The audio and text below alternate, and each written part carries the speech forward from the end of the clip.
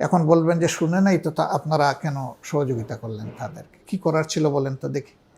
ওই সময় কোনো ধর্মীয় দল ভারতে যায় নাই, যেতে পারে নাই, পরিবেশ ছিল না। মৌলানা আব্দুল হামিদ খান ভাসানী, তার নামের আগে শুধু একটা মৌলানা আছে, তার দলটা কোনো ধর্মীয় দল না, তিনি একটা বামপন্থী দল করতেন, তাকে থাকতে দেয় নাই। 3 দিন পরে তিনি ভারত থেকে বাংলাদেশে মানে চলে আসতে বাধ্য হয়েছেন জানের ভয়ে, যান বাঁচানোর তাগিদে।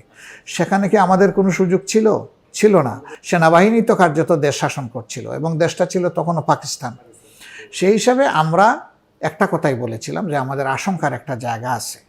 এই ভারত একটা বৃহৎ প্রতিবেশী দেশ। ভারত যদি তাদের সহযোগিতায় বাংলাদেশকে শাসন করতে সাহায্য করে আর আমরা যদি এইভাবে স্বাধীন হই, তাহলে স্বাধীনতার সুফল বাংলাদেশি জনগণের ঘরে আসবে না, এটা ভারতের ঘরে চলে যাবে। 53 বছরের বাংলাদেশের ইতিহাস কি প্রমাণ করে?